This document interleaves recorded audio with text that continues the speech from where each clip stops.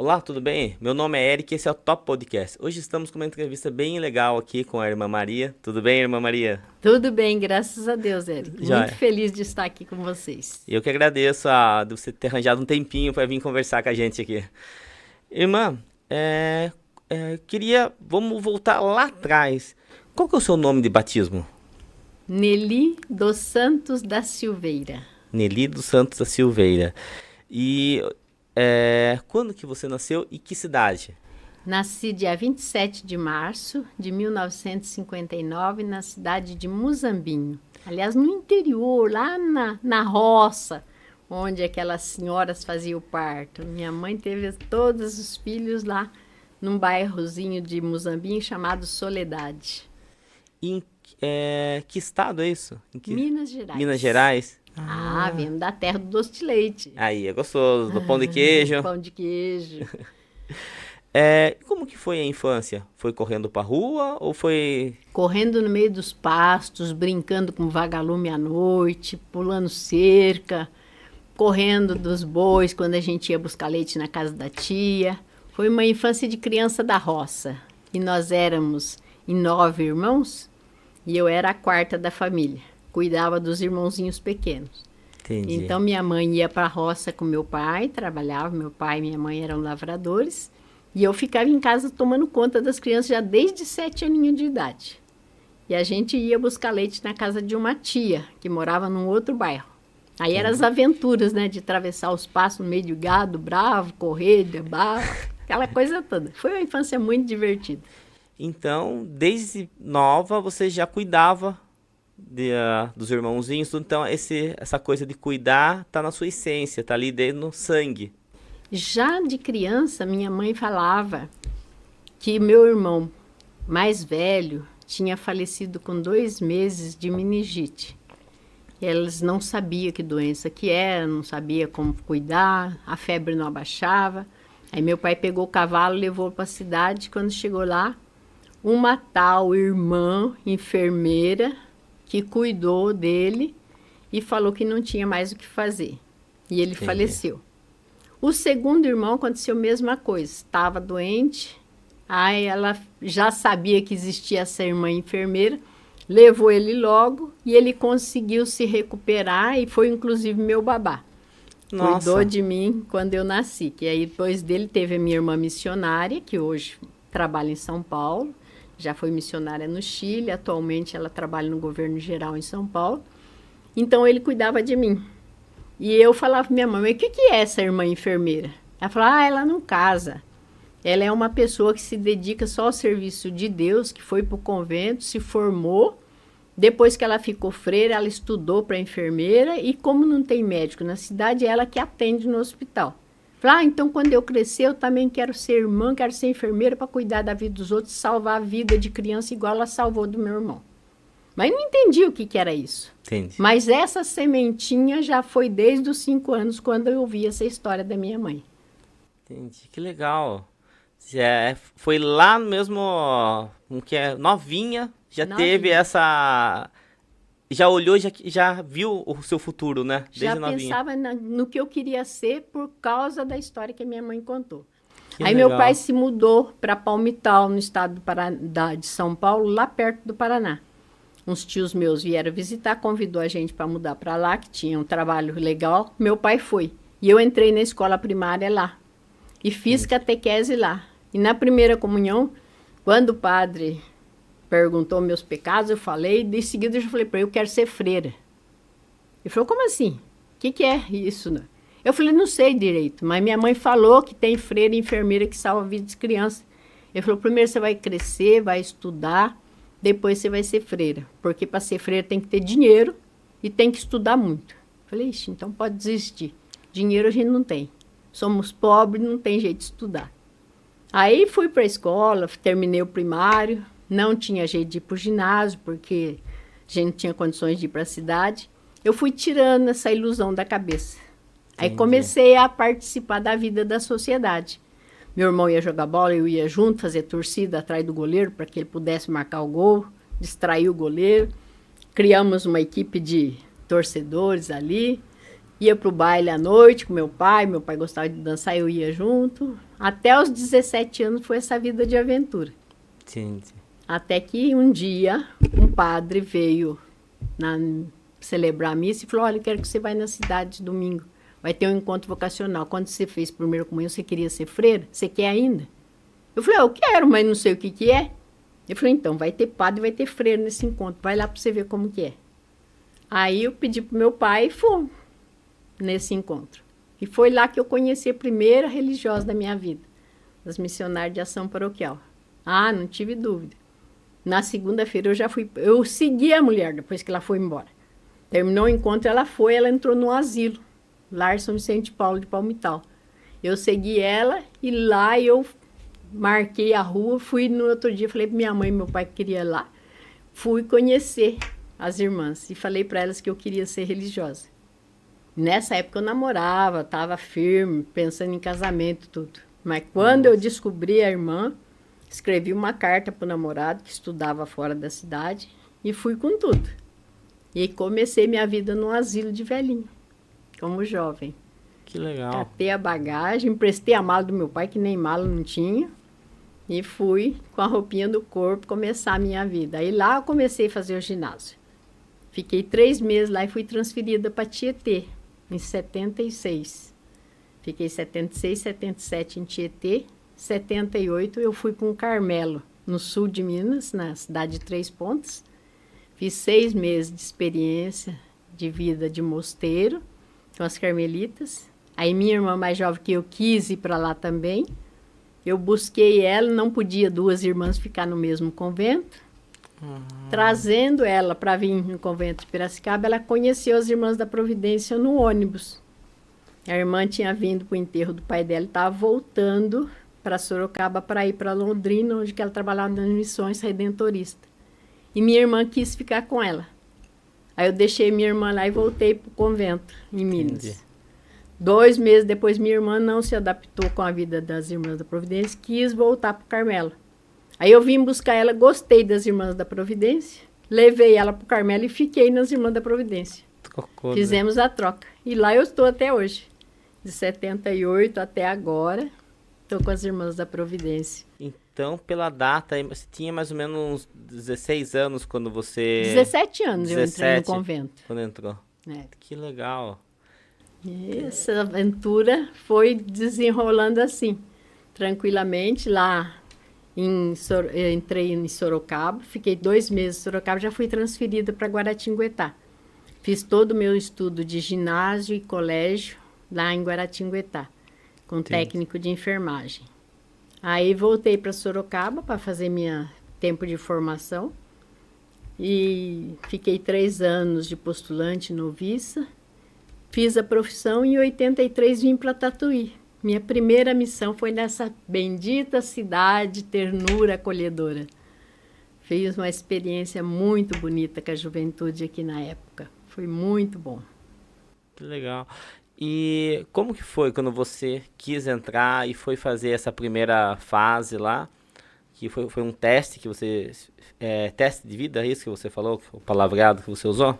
É o discernimento vocacional, né, que a gente chama. Isso. Quando a gente entra para conhecer a vida religiosa, a gente vai ver como as irmãs vivem, como elas rezam, se esse tipo de vida corresponde aos meus anseios ou não, as exigências dessa vida, os desapegos que a gente tem que fazer de família, de bens e de tudo que tem ligação com o mundo, para ver se realmente é isso. É uma vida de doação total, né? Já comecei no asilo, de segunda a domingo, cuidar de idosos, tem que estar ali 24 horas, atento às suas necessidades.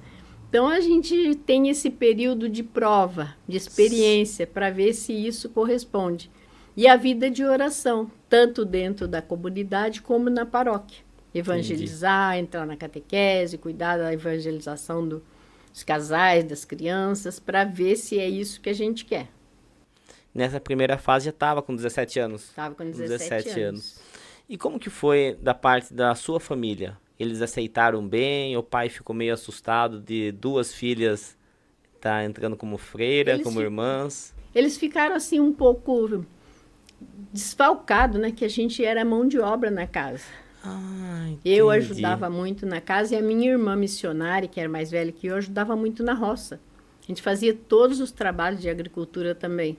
E era uma época de colheita de café, tinha bastante trabalho na lavoura e tudo mais. A minha irmã veio me acompanhar na transferência de Palmital para Tietê e ela gostou das irmãs durante a viagem, simpatizou com as irmãs. 2 meses depois, ela também terminou com o noivo dela e entrou no convento, com 19 anos. E nunca mais voltou atrás. Ela também foi decisiva. Ela foi para São Paulo e eu fiquei em Tietê. A gente era da mesma congregação. E meu pai e a minha mãe ficaram um pouco assim chateados porque perdeu 2 numa pancada só, né? Depois, no futuro, foi mais 2. Uma foi para as franciscanas e a outra foi para o Carmelo. A Carmelita faleceu anos depois. A franciscana ficou 27 anos no convento e depois ela acabou fazendo um discernimento, saiu, se casou, mora em Amparo hoje. É uma pessoa muito feliz, muito realizada, um esposo muito bom, pessoa de Deus. E são os caminhos de Deus. Dentro da vida religiosa existe essa possibilidade de você entrar e morrer na vida religiosa, e existe a possibilidade de você fazer um discernimento ao longo da vida e de repente você encontra uma outra motivação que você precisa pedir dispensa. Isso você pede dispensa na congregação, fica às vezes 1 ano em família fazendo essa experiência para ver se realmente é isso que você quer. Se você está decidida realmente a mudar de vida, aí a congregação solicita a dispensa ao Vaticano, na Sagrada Congregação dos Religiosos, para fazer a dispensa dos votos religiosos que a gente assumiu na igreja, para poder ficar uma pessoa livre se quiser assumir um casamento, assumir uma profissão na sociedade, ficar sozinho, morando com alguns amigos, num tipo de trabalho, você pode fazer opção de vida. Foi o que aconteceu com a minha irmã. Depois de alguns anos, muitos anos, né? 27 só de vida religiosa, mais os anos dela de formação. Ela tinha entrado com 15 anos no convento. Então foi uma experiência muito bonita. Preparou ela para a vida, ela se formou administradora de hospital, pessoa que contribuiu muito na congregação e até depois que ela saiu também ela continuou trabalhando com o hospital. Hoje ela e o esposo trabalham com engenharia. Ele é engenheiro, ela se especializou na área dele, eles trabalham juntos. Mas são possibilidades que a gente tem na vida. Então, na minha família foi assim, uma desfalcada numa pancada só. A primeira irmã que foi casar foi quase 15 anos depois, que era das caçulas. E são quantos irmãos no total? Nós éramos 9. Nove. Faleceu 2, nós temos 7 ainda. Desses 9, 4 entraram para a vida religiosa. Aí uma saiu, uma morreu, morreu. e nós somos 2 consagradas hoje. Eu aqui em Sorocaba agora e a minha irmã em São Paulo. Nossa. Deve ter sido... para a família assusta um pouco, né? Porque entrou 2, depois as outras 2 também já entraram também. E hoje é o orgulho deles, né? Praticamente é suporte da família, toda a parte de saúde, de orientação, somos nós que fazemos. As que casaram, ficaram longe, mudaram, acompanhar o marido e a família. Só sobrou o meu irmão, que está com meu pai hoje, idoso, mas toda vez que precisa de um suporte, são nós, consagradas, ou a que saiu, que dá um apoio na família. E como que é a vida na parte de estudar dentro da vida religiosa? É diferente das pessoas que estão fora da vida religiosa. E como que é lá dentro? Como que é o estudo lá dentro? Tem um tempo de estudo religioso e tem o tempo de estudo para fazer a parte administrativa, que nem você comentou. A gente estuda na escola normal, como todos os outros leigos da vida. A gente era aqui em Tatuí, por exemplo, eu estudei na escola Sales Gomes, fazendo técnico de nutrição. E estudava à noite, trabalhava durante o dia no asilo. Lá em Guaratinguetá eu trabalhava no hospital durante o dia, estudava na escola técnica de enfermagem à noite. Depois fui fazer faculdade em Taubaté, quando já tinha feito a profissão religiosa. A gente leva uma vida normal como a sociedade, estuda junto com todos os outros alunos. E dentro do convento, dos 3 anos iniciais, a gente fica praticamente dentro, trabalha nos trabalhos da casa, aprendendo cozinha, costura, lavanderia, todos os serviços domésticos. E tem o tempo específico de oração e de estudo, onde tem uma mestra, uma irmã preparada, que vai dar as aulas de teologia, de cristologia, de liturgia, tudo aquilo que a gente vai precisar saber dentro da vida religiosa. Explicar o carisma da congregação, fundamentação da espiritualidade. É tudo feito durante esses 3 anos de formação inicial. Depois a gente tem mais 6 anos de formação, que a gente faz na CRB em São Paulo. Existe um organismo que tem uma formação geral, cada 2 meses, para todas as congregações. Daí a gente vai os finais de semana, cursos intensivos. E lá a gente encontra uma variedade de congregações, tanto masculina como femininas. E tem vários cursos que a congregação escolhe qual curso as suas candidatas vão fazer. Aí a gente faz esses 6 anos de acompanhamento, fazendo cursos específicos intercongregacional, com várias congregações juntas. Entendi. Então, tem um estudo direcionado dentro da instituição, que é na parte religiosa, então. Entendi. Que é próprio da congregação, Sim. dentro da nossa espiritualidade. Depois tem um estudo fora, proporcionado pela igreja, que tem a coordenação dos religiosos no Brasil, que organiza, que a gente faz junto com todos os religiosos de outras congregações. E essa formação é permanente. Durante o tempo de formação, 6 anos é obrigatório a cada 2, 3 meses. Depois que a gente se forma, que é como o meu caso, depois da profissão perpétua, aí existe possibilidade de cursos esporádicos na CRB que a gente se inscreve para estar fazendo aperfeiçoamento de espiritualidade, de alguns cursos de psicologia, que nos ajuda a estar mais preparada para a missão. Entendi, que legal. E quando você faz esses primeiros 3 anos de estudo, é como se fosse uma escola convencional, tem testes e tudo mais? Não. É a formação para a vida. Entendi. Depois que a gente termina, tem uma avaliação da mestra que te acompanha. A gente faz uma carta de solicitação para poder emitir os votos. Ela manda para os superiores gerais em Roma, fazendo um relatório da vida da gente. Se a gente está apta a abraçar esse tipo de vida, a gente é aceita pela congregação e a gente emite os primeiros votos, faz a profissão e vai renovando os votos por 3 anos, para a gente ver se é isso mesmo que a gente quer. Depois de 3 anos, renovando de ano em ano, a gente pode renovar para 3 anos definitivo até chegar ao 6º ano. Aí chegamos à profissão perpétua, que foi o que aconteceu comigo. Eu fiz a primeira profissão em 83, quando foi em 89 eu já fiz a profissão perpétua. Agora de pouco, Irmã Maria, você tocou falando dos votos perpétuos. Eu queria que você contasse um pouquinho como que é essa fase dos votos perpétuos. Até o Ademar participou, né? Tava lá tirando foto lá nos votos perpétuos, filmando. Queria que você contasse um pouco pra gente como que é essa parte aí. Então, essa parte é a parte decisiva da vida da gente. Seria como se você, na sua vida, você teve um período de namoro, você conheceu a preferida que você escolheu para sua vida, depois você fez um período de noivado e agora você vai chegar ao casamento. Vou assumir definitivamente um compromisso com essa moça. Você vai marcar com seus familiares, com os familiares da moça e vai chegar o grande dia de vocês dar um sim definitivo. Da mesma forma que diante do sacerdote vocês vão dar o sim um para o outro e consolidar esse compromisso, nós também.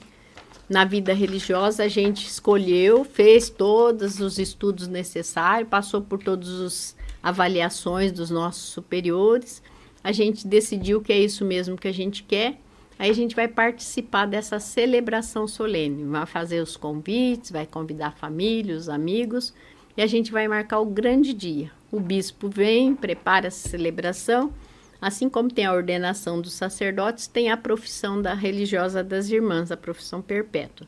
Aí é o sim definitivo.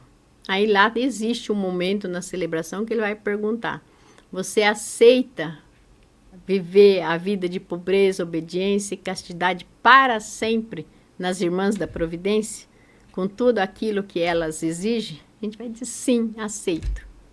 E é esse momento que a gente consolida o nosso compromisso com Deus. Aí a gente recebe o anel, a superiora provincial vem e coloca o anel no dedo da gente. Ela vai dar um livro, que é a regra de vida que a gente vai ter que vivenciar. Lá está escrito todas as normas, toda a espiritualidade que a gente vai vivenciar o resto da vida. E a gente se ajoelha e ali a gente se prostra. Existe um momento da prostração onde que a gente vai ser ajudada por toda a comunidade presente com o cântico da ladainha de todos os santos, pedindo as bênçãos de Deus para essa consagração total que a gente está fazendo. Esse compromisso definitivamente com Deus e com a igreja, a serviço da congregação aonde ela mandar. Entendi. E nessa parte aí, é uma coisa mais técnica ou tem uma emoção ali que está dentro ali de você quando você está vendo que aquele vai ser a sua vida, né? Olha, é uma emoção muito grande, porque a gente se sente indigna. A gente vai estudando, vai rezando, vai vivenciando esses 9 anos de preparação. E quando chega esse momento, a gente se percebe que a missão que você está abraçando é muito grande. Você não sabe o que você vai fazer no futuro, que missão você vai assumir, para que país você vai ser enviada. Você está disponível a fazer vontade de Deus naquilo que a congregação precisar. Você sabe que você não é incapaz para aquilo. Imagine eu, uma camponesa, uma lavradora, não sabia nada. De repente se encontrar diante de uma missão dessa. Aí você vê, a sua pobreza está na riqueza de Deus. É a graça de Deus, é a providência que vai te conduzir. Então, naquele momento que você está deitada ali no chão, sentindo que todos os santos estão intercedendo por você junto de Deus, é uma emoção muito grande. Você sente como que a infusão do Espírito Santo que vem te dizer, vai, não tenhas medo, eu estou contigo até o fim do mundo. É uma emoção muito grande. Imagina como deve ser.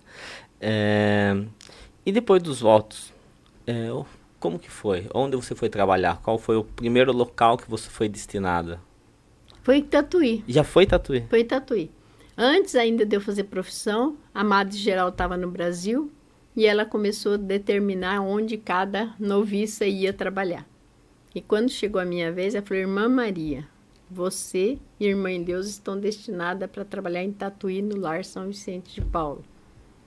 Você aceita? Eu falei, sim, Madre, aceito. Nem sabia o que eu ia fazer aqui, mas como que numa hora dessa você está prestes a assumir um compromisso definitivo com Deus, você não vai aceitar a missão que está te sendo proposta. Você sabia que você vai aprender em cada vez. Toda vez que a gente está mudando, a gente está aprendendo. Mas a gente confia na graça de Deus e aceita nessa certeza de que vai dar certo. Entendi. E daí você já veio para Tatuí no dia seguinte. No dia seguinte já vem. No dia seguinte, a família terminou a festa, foram embora. Eu preparei a bagagem. No dia seguinte eu vim com a superiora que tinha ido para, naquela época era a irmã Beatriz, que era a superiora aqui em Tatuí. Ela tinha ido para a festa e eu vim junto com ela. Viemos de ônibus, inclusive. Deixa eu fazer uma pergunta técnica. Qual a diferença de irmã para noviça? Noviça é o período de formação. Ah, certo. A gente está em formação ainda. Quando a gente fez a profissão, aí a gente começa a ser chamada de irmã. E já assume o compromisso de professa. Já não é mais noviça, é professa. E a profissão perpétua é só a confirmação dessa primeira profissão que a gente fez. Compromisso já de haver a fidelidade na pobreza, obediência e castidade na igreja. Só que na profissão perpétua a gente fala para sempre. Ou seja, como se você estivesse casando com alguém e quisesse viver com ela até que a morte vos separe. E a gente é a mesma coisa. Essa profissão perpétua é para viver sempre até que a morte nos leve. Certo. Daí você veio e ficou em Tatuí quantos anos no total? Fiquei 2 anos. 2 anos. Aí fui para Guaratinguetá, fiquei 3 anos estudando lá. Voltei para Tatuí.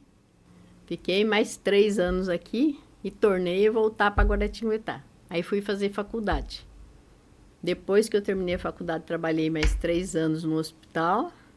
E aí fui para a Itália, para fazer um curso de aperfeiçoamento na nossa espiritualidade, chamado período sabático.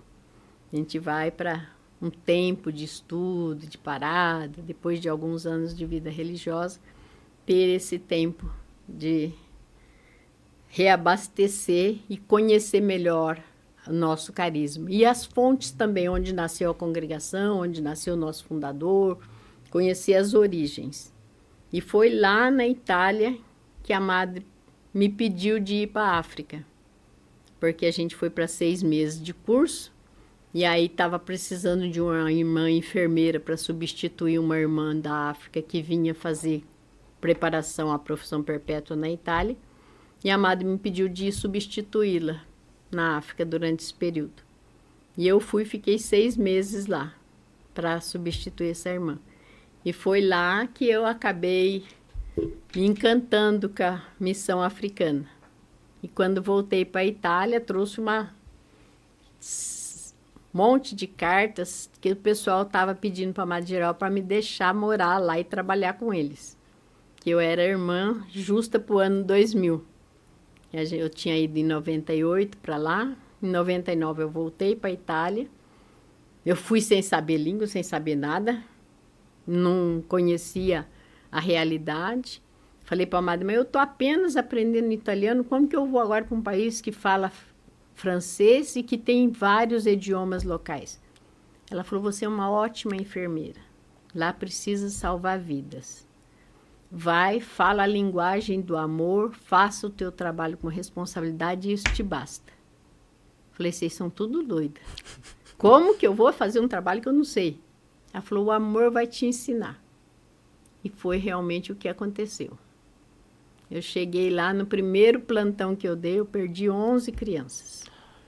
Era uma miséria terrível, muita criança com malária, doença endêmica do país.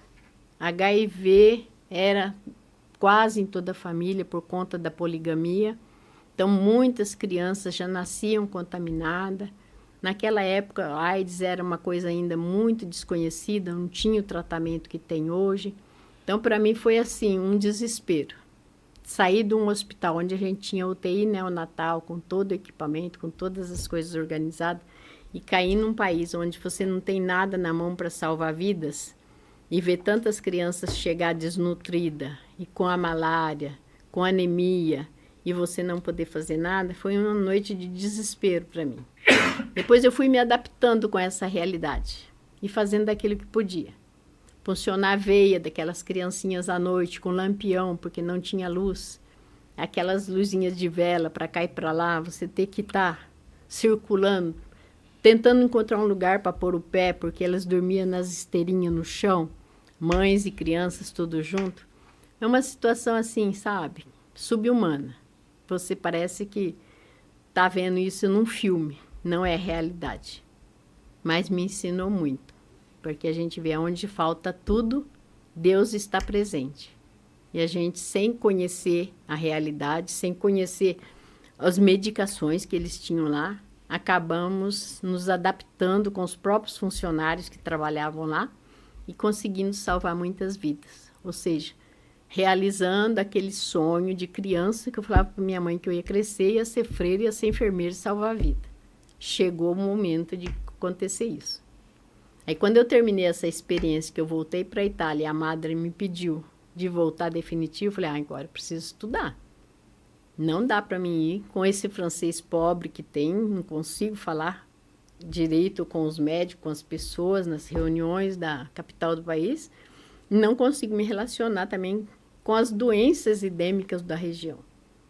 Aí ela me mandou para Lyon, na França, fazer um tempo de preparação no Centro de Especialidade de Doenças Tropicais, para poder entender um pouco do paludismo, da malária, da AIDS, dessas situações que era mais comum lá. Aí eu fiquei 4 meses em Lyon e voltando para Roma, fiquei 2 meses em Roma e fui definitivamente para a África, fiquei 10 anos. Fiquei 3 anos no país de Togo, onde foi a minha primeira missão, primeiro contato com a missão.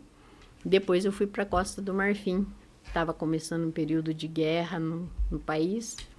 E nossas irmãs africanas precisavam de apoio das missionárias, que a gente tinha mais proteção da ONU para circular. As italianas, brasileiras, andavam com proteção, enquanto que as africanas tinham mais risco de serem pegas pelos rebeldes, os terroristas que estavam circulando no país. Lá eu fiquei 5 anos trabalhando nessa realidade e cuidando de doentes num leprosário com úlcera de Buruli. Foi uma experiência muito difícil também, porque é uma doença que corrói toda a parte de musculatura dos pacientes, deixa com muita deficiência física.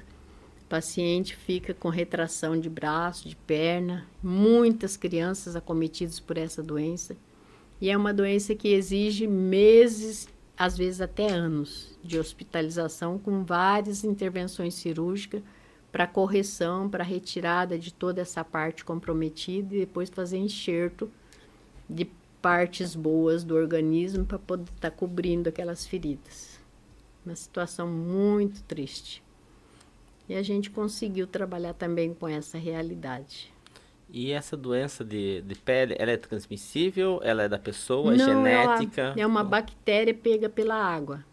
Uma situação lá, tratamento de água não existe, as famílias têm que caminhar muitos quilômetros para ir nos riachos, nos lagos, pegar água para fazer a higiene pessoal, para lavar roupa, para cozinhar.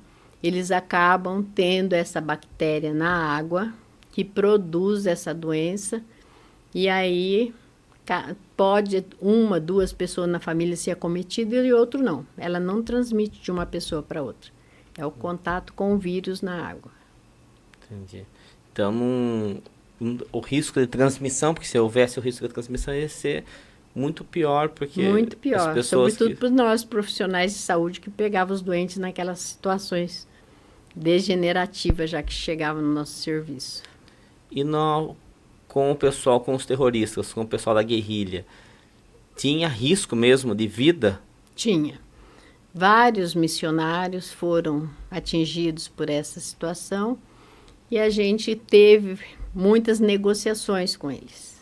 Inclusive, quando a gente saiu da área do governo onde nós estávamos em segurança, para voltar para a nossa casa que tinha sido saqueada pelos rebeldes numa outra região, foi eu e mais 2 irmãs italianas.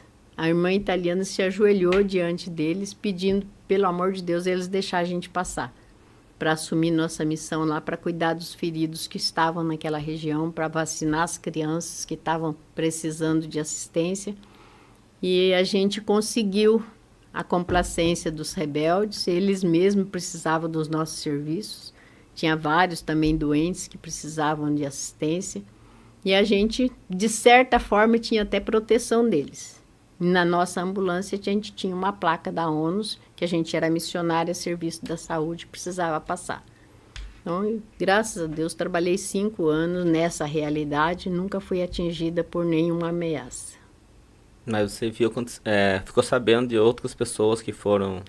Tivemos muitas experiências dolorosas, inclusive com os padres que trabalhavam com a gente, com irmãs que eram companheiras de trabalhos ali. Que a gente tem a graça de Deus que acontece e que protege, mas a maldade dos homens durante o período de guerra é muito grande. A gente nunca sabe o que pode acontecer. No caso a gente fala África, mas a África é um continente... É um continente, é um continente enorme, inclusive.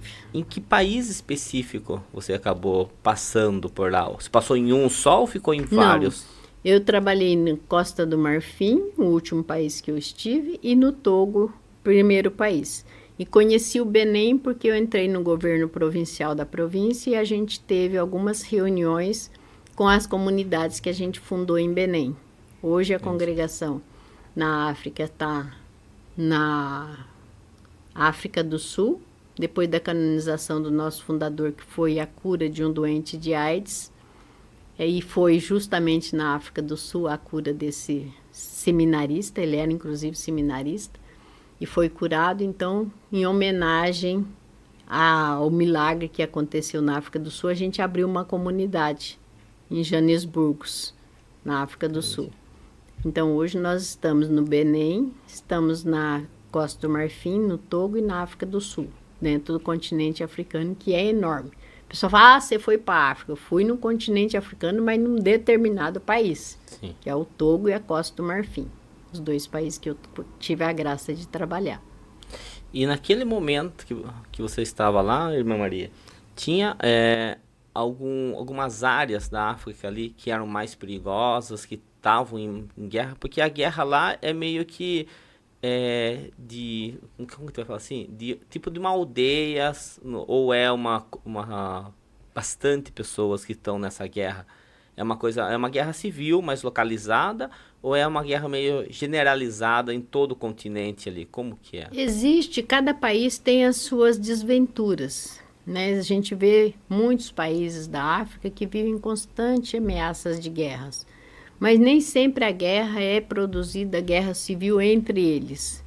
São muitas vezes vinda da Europa, por exemplo, nossa realidade do Togo e da Costa do Marfim é a colonização dos povos dos franceses. Então, muitas vezes tem a influência desses povos que querem pegar a riqueza do país. Costa do Marfim era o cacau, o ouro, as riquezas que eles tinham. Mas como os africanos não têm condições de explorar essas coisas, são muitas vezes os europeus que vêm para a exploração. E acaba a ganância do homem instigando os próprios africanos, treinando os próprios africanos, às vezes, a se debaterem entre eles para conquistar certas regiões onde eles vão tirar maiores proveitos. Entendi. Não é que entre eles existe, sabe, esse clima de guerra, de querer o poder entre eles. Eles são instigados por povos externos.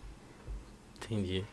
Então, como que é? Em palavras chucras, os brancos incentivam a comunidade africana a se guerrilhar para conseguir melhores condições financeiras.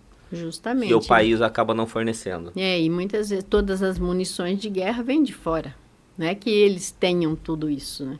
Entendi. É só quando a gente está dentro da realidade mesmo que a gente consegue perceber o que está acontecendo. E, no caso, uma das línguas dos países que você passou era o francês. Era o francês. Mas eles também têm muitos dialetos locais ali, que é uma coisa... Não aprendi nenhum. É muito difícil, muito diferente, a gente não consegue.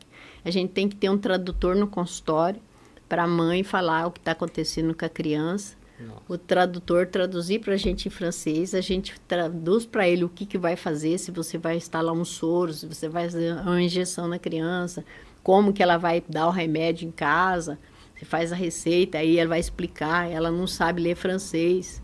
Então, o funcionário é que vai estar transmitindo para ela tudo aquilo que vai acontecer com o filho ou com o próprio paciente dela, que a gente lá atende crianças e adultos. Esse tradutor vai estar explicando o que vai estar acontecendo, porque a gente não consegue se comunicar com eles na língua deles. E eles não sabem francês, a maioria só fala a língua local. Que às vezes de uma cidade, de uma província para outra acaba sendo diferente, né? Até entre eles não conseguem se comunicar. Na internação, dentro do próprio hospital que a gente tinha várias no mesmo quarto que não conseguia falar uma com a outra porque cada uma era de uma etnia diferente. Aí sempre a necessidade dos tradutores. E tem uma diferença entre as comunidades com a etnia? Tem uma diferença física entre eles mesmos, as próprias etnias ali, os próprios africanos? Tem uma diferença física entre eles? Não, praticamente são quase todos iguais. Lindos, maravilhosos. Todos negrinhos, cada um mais bonito do que o outro. As vestes são quase iguais, não tem muita diferença. Muito coloridos, panos feitos por eles mesmos, tinturas feitas por eles mesmos. É uma realidade mais ou menos homogênea, não tem muita diferença entre. Entendi. Física, não. Entendi. E como que foi quando você chegou lá e você viu essa comunidade tão diferente, tão necessitada, tão precisando de ajuda? Entrou numa parte mais técnica ou o emocional acabou atacando muito ali? Olha, Érica, eu digo para você que a vida missionária é um milagre contínuo. Deus vai dando a graça segundo a necessidade. Porque você não tem nem tempo de viver as emoções. Você tem tanto o que fazer, O clima é tão quente, tão forte, as dificuldades de meios que você precisa para trabalhar são tão complicadas que você tem que ir fazendo adaptações toda hora e você vai assim, sabe? Vivendo o dia a dia. Cada dia é um dia novo, uma novidade que vai acontecendo e a graça de Deus vai te levando. Não dá tempo da gente ficar raciocinando muito, pensando o que vai acontecer, o que deixa de acontecer. A gente vai entrando na realidade. E tinha essas muitas línguas faladas que eram os dialetos. Você lembra do nome desses dialetos, alguma coisa desse tipo? Não chegou consigo. É muitas etnias, muitas línguas, não consigo. E lá em Cuvê era o EV, que era o predominante entre eles. EV. EV. Era uma língua mais predominante. Depois na Costa do Marfim tinha várias outras línguas também, mas que eu não sou capaz de recordar todas. Quando a gente está no meio deles, a gente ainda consegue saber um pouco a etnia de um e de outro. Mas como eu vim embora numa situação que eu nem esperava de vir, nem deu para estar colhendo algumas coisas de recordações, foi tudo muito rápido, eu não consigo lembrar as vários dialetos que eles tinham. Que, no caso, quando você voltou para a Itália, não era para ser definitivo, era para você retornar novamente à África, a ideia lá. inicial. A ideia inicial era isso, fazer uma preparação melhor para poder assumir melhor a missão. E, no caso, você foi lá em 2000, é isso? E quando você ficou nesse período mais longo, quantos anos? 10 anos. 10 eu fui em 2000, fiquei até 2010. Entendi. Fiz os 6 meses de experiência, né? Em 98, 99 eu voltei para a Itália para poder estar fazendo esse período de preparação. Em 2000 eu fui, fiquei até 2010. Vim de férias no Brasil acho que umas 3 vezes. Cada 2, 3 anos a gente vinha, passava 2 meses aqui e voltava. E nas últimas férias que eu vim, fui fazer análise de saúde, estava com problemas cardíacos, que não me permitiu mais voltar definitivamente para lá. Fui só fazer transmissão de missão para outra irmã que ia dar continuidade nos projetos e voltei. O francês e o italiano você aprendeu nesse tempo que você ficou lá na Itália? Razoável. A gente ainda conseguia se arranjar um pouco, mas com o passar do tempo, você deixando de praticar a língua e escrever, você acaba esquecendo. Hoje, se eu precisar escrever em italiano, escrever em francês, eu tenho dificuldade. Preciso estar consultando dicionários para poder estar fazendo uma correção. Consigo falar, uma ligação com as pessoas, receber e se comunicar na ligação, a gente consegue, mas assim, na escrita é muito difícil. Que o italiano, o francês, o espanhol, o português vem tudo do latim, né? Tem uma base, no latim. Já as línguas africanas, a base deles é outra, né? Então Totalmente é diferente. Escrita e fala é totalmente diferente. Eu fiz uns estudos na parte desse tipo sonora deles. Eles têm uns estralos de língua, alguma coisa que é umas coisas muito diferentes, principalmente na música deles. Eles têm extremamente rica a música deles. Muito lindos. Os ritmos são maravilhosos. A gente tem algumas fotos aqui. Eu gostaria que você contasse para mim de quando é essa foto, qual é o local, a situação que foi. Essa aí é a primeira missão minha. Eu não estava ainda destinada totalmente lá. Foi nas 6 meses de experiências que eu fui para substituir a nossa irmã num dispensário de criança desnutrida em Cuvê, no país do Togo.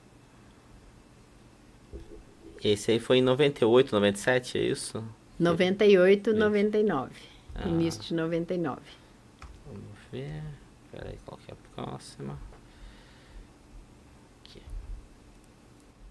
Ainda em Cuvê, esse daí acontece muito nesse bairro, um vilarejo, crianças trigêmeos, quatrigêmeos, e às vezes a mãe falece no parto e as crianças acabam ficando com a avó.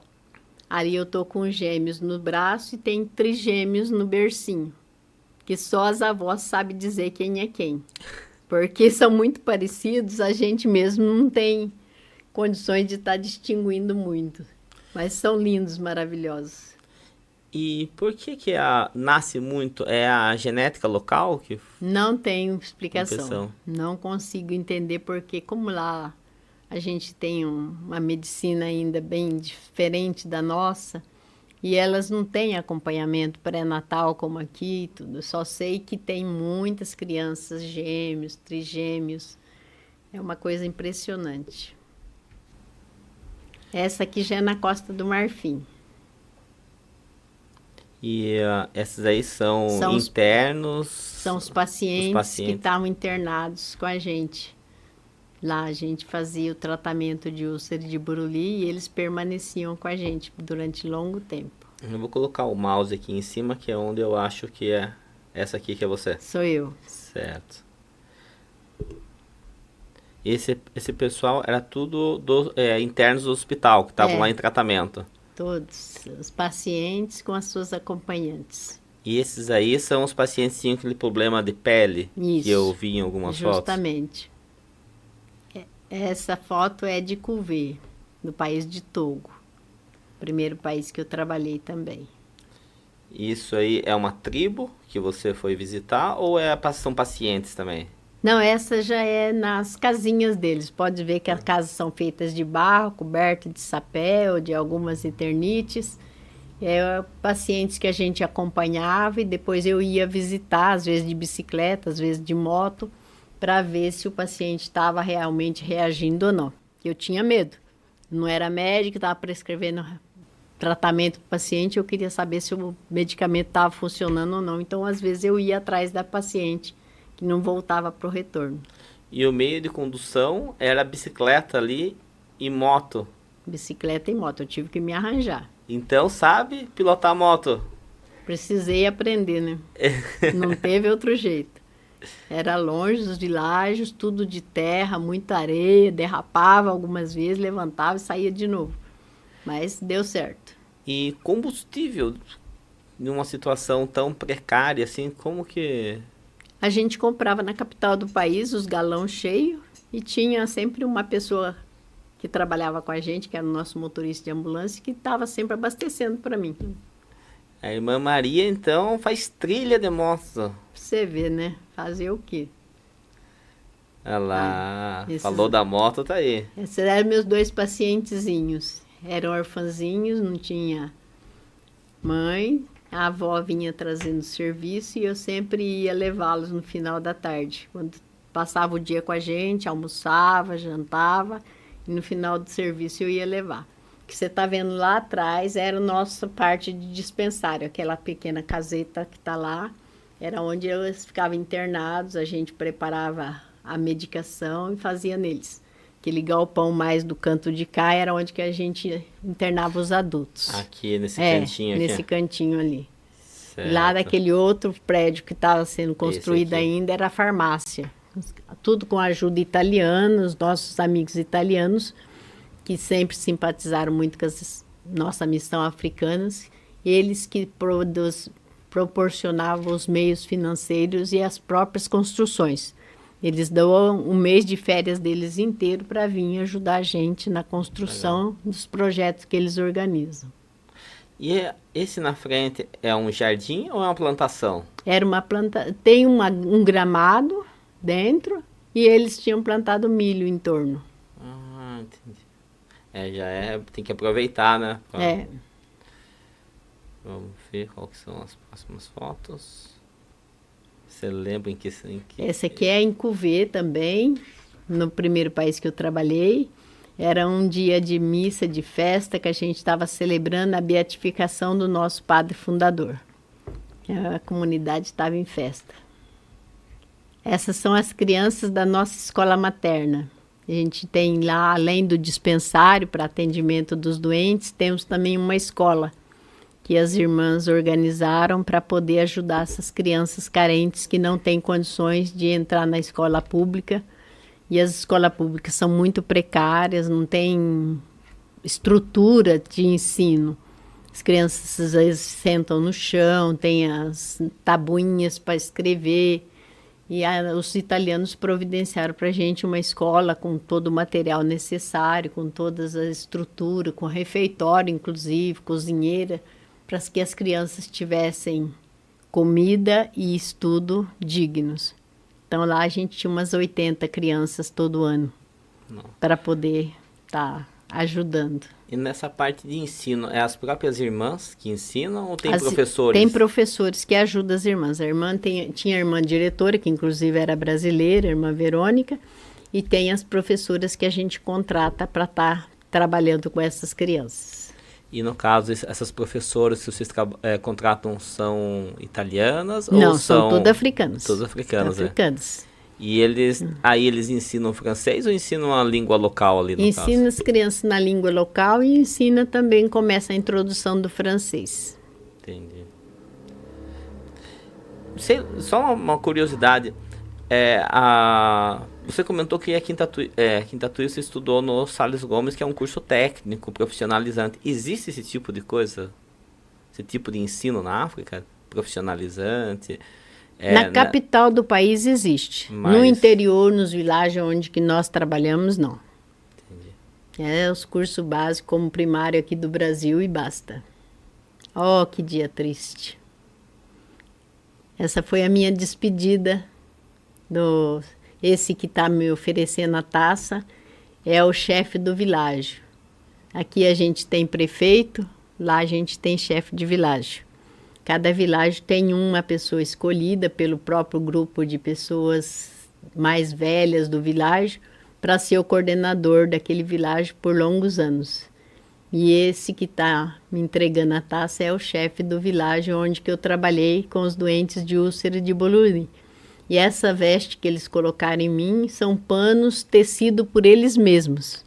Eles tecem embaixo de árvores com material de bambu, de coisas que eles mesmos produzem. É uma coisa impressionante. E eles fazem esse tecido, a gente chama de tecido baulê, pano baulê, são bem caros. E esses tecidos eles dão para pessoas importantes que chegam no país. E estavam fazendo agradecimento, porque sabiam que eu vim embora e não voltava mais. Irmã Maria é uma pessoa importante lá, recebeu uma homenagem bem legal ali. Você falou que eles são tipo o chefe ali, o tipo de um prefeito. Eles consideram também como rei ou não? É mais como um prefeito? É como um coordenador de vilagem. Eles nem se acham dignos como prefeito. A gente compara eles como prefeito aqui, porque é um pouco aquele que responsabiliza pelo vilagem. Se acontece uma intriga, alguma coisa entre uma tribo e outra, eles vão chamar ele para estar resolvendo. Se morre um paciente meu, por exemplo, lá no dispensário, eu vou lá pedir para ele um pedaço de terreno para enterrar o meu paciente, porque é um indigente, não tem condições de voltar para o seu vilarejo de origem. Ele é que vai mostrar onde que eu vou poder estar sepultando esse paciente. Então, é uma pessoa que tem um pouco de autoridade, autonomia ali no vilarejo. Entendi. Este é um paciente que ficou comigo mais de 8 meses. E ele está tentando se recuperar da desnutrição total. A gente chama de marasmo. Quando ele fica muito desnutrido, primeiro fica muito edemaciado e depois a gente vai fazendo um tratamento específico para ele, só à base de leite e óleo. A gente mistura o leite ninho com 3, 4 colheres de óleo, põe um meio copo de água e a gente vai nutrindo esse paciente durante meses. Aí ele vai desinchando e à medida que ele vai perdendo líquido acumulado no corpo, ele vai também perdendo muitas vezes a pele. Vai ficando nessa situação. E a gente vai tratando ali até que ele possa se recuperar, daí ele fica magrinho e a gente vai nutrindo novamente até que ele consiga se recuperar. É um processo muito lento e muito difícil. Ele retém água, então? Retém. O marasmo, a desnutrição total, em vez da criança ficar totalmente desnutrida, seca, ela começa a edemaciar. Fica aquele edema enorme, você pega aquela criança inchada, você vai pensar que ele está com problema renal. Mas não é, é a desnutrição que levou a isso. Acho que essa aqui é a mesma data daquela outra Essa mesma foto. data, só que reuniu todos os chefes de vilarejo que foram convidados. Seria como se você tivesse um evento especial aqui em Tatuí, você convidasse os prefeitos vizinhos, os coordenadores de autoridades da cidade que vieram. Todos esses que têm alguma coisa especial na cabeça são os responsáveis dos diferentes vilarejo's vizinhos nossos lá. Entendi. A gente tem alguns vídeos também aqui. Vamos passar o vídeo.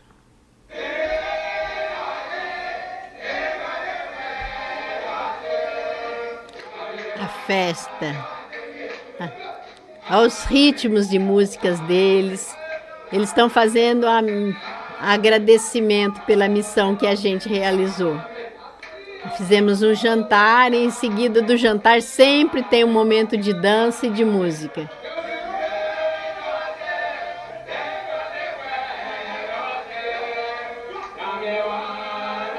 E essas irmãs que estão vestidas de bege são tudo nossas irmãs africanas, que estão crescendo muito a província, graças a Deus. Lá tem muitas jovens vivendo a vida religiosa. Enquanto na Europa, no Brasil, a gente está tendo uma decadência muito grande da procura da vida religiosa, na África e na Índia a gente tem muita procura para a vida religiosa.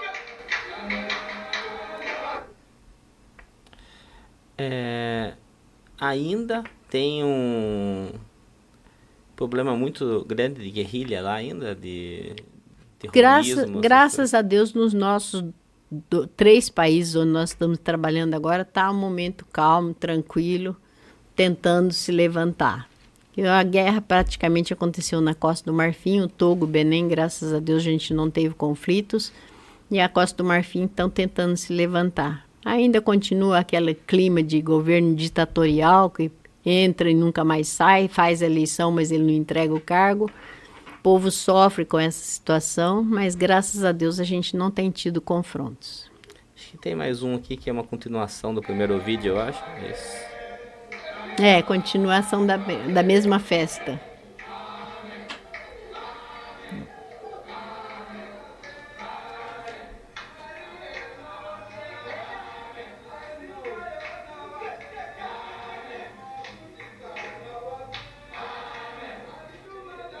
Eles vão cantando, dançando, até chegar o momento de dar o presente. Este magrinho de jaleco branco que está passando agora é o médico que trabalhava comigo na assistência aos pacientes de Buruli. Que legal. Tem mais um vídeo, que eu acho que é a continuação também desse aí. Olha. A Dona Maria tá dançando, a Maria Maria. Tem que entrar na cultura deles, não tem jeito. Morria de calor, mas tem que fazer um com eles.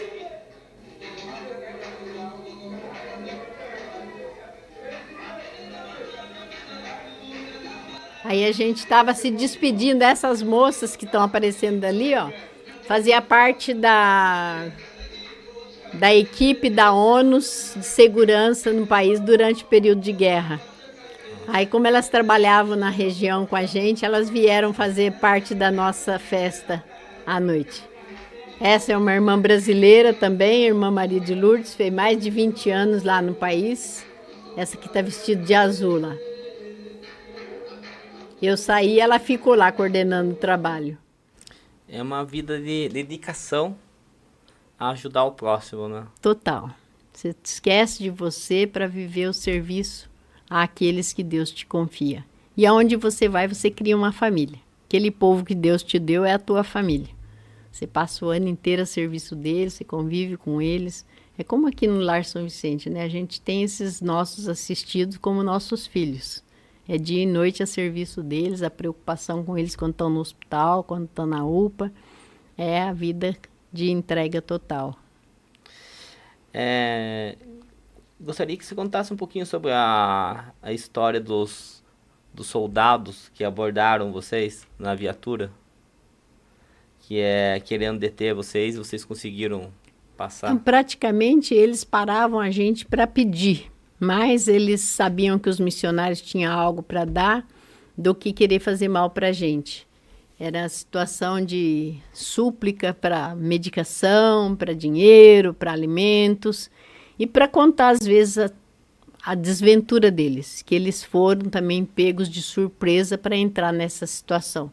Muitos viram a família morrer, os guerrilheiros chegavam, obrigavam eles a entrar no grupo, davam a arma na mão, ensinavam a guerrilhar, e eles estavam no meio deles esperando um momento de poder vingar a morte dos familiares que eles viram morrer.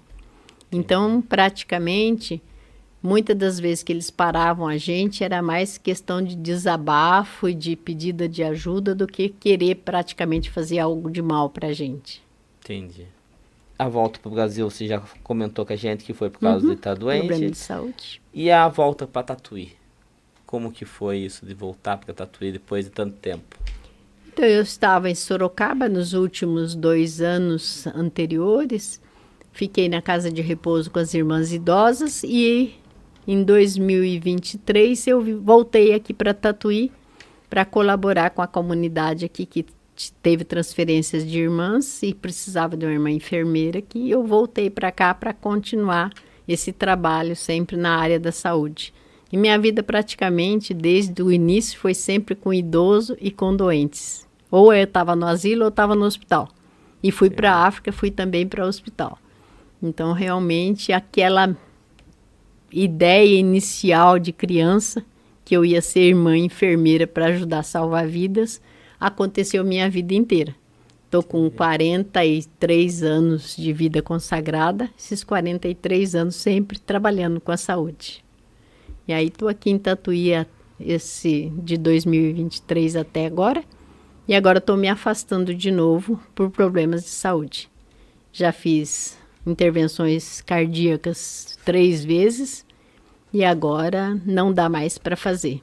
Estou com algumas alterações de artérias novamente, mas é só tratamento clínico e trabalho sem esforço. Não posso mais ter um contato com pacientes e continuando na missão com idosos, a gente acaba se esforçando. Quando você vê um idoso caindo, você vê um idoso doente, você não consegue fazer a menos. Entendi. Então eu vou para Sorocaba para um trabalho mais burocrático para evitar estar fazendo esforço físico. Entendi. Deixa eu só... Tá aqui? Deixa eu pegar. Tem as fitas que você deixou com o Ademar lá e ele digitalizou, fez um presentinho pra você. Nossa, que coisa chique! Isso. Pra você, que é o material tudo digitalizado, né, Ademar? Isso. Ele digitalizou as fitas VHS para você poder agora estar reassistindo. Se tiver um tempinho agora em Sorocaba, no trabalho burocrático, sobrar um tempinho. Ah, com certeza. Aí conseguir estar assistindo. E-mails, né? Porque nem tem mais videocassete para poder ver as memórias passadas. O Ademar, com muito carinho, fez aí. Muitíssimo obrigada. Deus abençoe pelo presente. A sua história aí. Deus abençoe. Muito importante. Não só para Tatuí, mas para outras localidades do mundo, que se o mundo tivesse mais pessoas como você, não estaria na situação que está. Muitos países, muitos povos, muitas pessoas, muitas cidades que a gente vê que passam por esse tipo de situação, né? Eu costumo dizer sempre que a vida religiosa e a vida missionária, sobretudo, é uma divina história de amor. Uma divina aventura de amor que acontece no dia a dia pela graça de Deus. Entendi. Então, eu, sim, incentivo as pessoas que estão vivendo o seu dia a dia a pensar o que Deus quer de mim. Eu, um dia, na Itália, quando estava rezando, vi uma frase do Evangelho que dizia: é necessário evangelizar em outras margens, do outro lado. E eu me perguntei: Senhor, é para mim que você está falando isso? Parecia que aquela palavra do Evangelho estava vindo diretamente para mim. O que eu tinha feito aqui no Brasil, eu já tinha feito. Agora, de repente, Deus estava me chamando para outras margens. Isso foi no dia 13 de janeiro. No dia 15, a Madre Geral me chamou dizendo se eu podia ir para a África. Então, para mim, foi a confirmação daquele apelo de Deus que acontece de uma forma tão simples. Uma simples frase do Evangelho. Então, muitas pessoas podem estar vivendo a sua vida e perguntar-se: Senhor, o que queres de mim? O que queres que eu faça? E não ter medo de arriscar, Porque quem arrisca no amor de Deus só pode ter uma divina aventura de amor e de confiança e de abandono na providência de Deus, que com certeza vai dar certo. A nossa vida é uma realização constante. Eu sempre, onde passei, o pessoal me chamava de irmã sorriso. Mas eu acho assim que você tem que sorrir para a vida, de manhã, de tarde e de noite. Porque Deus está te abraçando em cada situação, em cada momento, inclusive nas dificuldades. Nos momentos de sofrimento, Ele está te ensinando como superar as barreiras que podem aparecer. Legal. Queria agradecer muito o seu tempo de vir conversar com a gente e contar essa história. Nem sei como que a gente poderia agradecer você por tudo que você fez, não só pelas pessoas, mas pela humanidade nessa corrida sua pela África, que aí que a gente sabe que por mais pessoas que estejam ajudando, ainda é pouco. Ainda falta a gente conseguir, a humanidade conseguir organizar esse tipo de do ser humano, do homem mal, que na hora que chega nessa situação acaba extrapolando as atitudes. E gostaria que você deixasse uma mensagem para as pessoas que desejam entrar nesse mesmo caminho que você percorreu toda a sua vida, de ajuda ao próximo e de dedicação ao próximo. Eu acho assim que a gente só tem que agradecer e louvar a Deus pela escolha que Deus faz de cada um de nós. Todos nós, desde que nascemos, já no momento da nossa gestação, nós somos queridos e amados por Deus, chamados a uma vida de entrega, de doação. Depois, com o passar do tempo, às vezes nós vamos deteriorando esta imagem e semelhança de Deus que foi impregnada em nós desde a nossa gestação e confirmada no nosso batismo. Todos nós somos batizados, somos templos vivos de Deus, temos o Espírito Santo de Deus que age em nós. Só que muitas pessoas têm medo de arriscar no amor verdadeiro. Ontem o Evangelho dizia: permanecei em mim, e se as minhas palavras permanecerdes em vós, pedi ao Pai tudo o que quereis e vos será dado. Então o que falta na humanidade de hoje é a fé, é permanecer em Jesus, é buscar Deus, é procurar estar na presença de Deus a cada dia e saber que nós somos pessoas humanas e limitadas. Mas se a cada manhã eu desperto dizendo: Senhor, envia-me o teu Espírito, que o Espírito Santo me conduza, me ilumine, me mostre aquilo que eu devo fazer hoje para ser a tua imagem, a tua luz para meu irmão, com certeza Deus vai te fazer. Porque é uma promessa evangélica. Tudo que pedirdes ao Pai em meu nome, se permaneceis em mim, Ele vos dará. Então a gente precisa buscar Deus. E as pessoas não ter medo de arriscar no amor. Porque se a gente tiver sempre essa coragem de arriscar, confiando no amor de Deus, vai dar certo. Muito obrigado. Pessoal, a gente vai ficando por aqui. Esse é o Top Podcast. Até a próxima.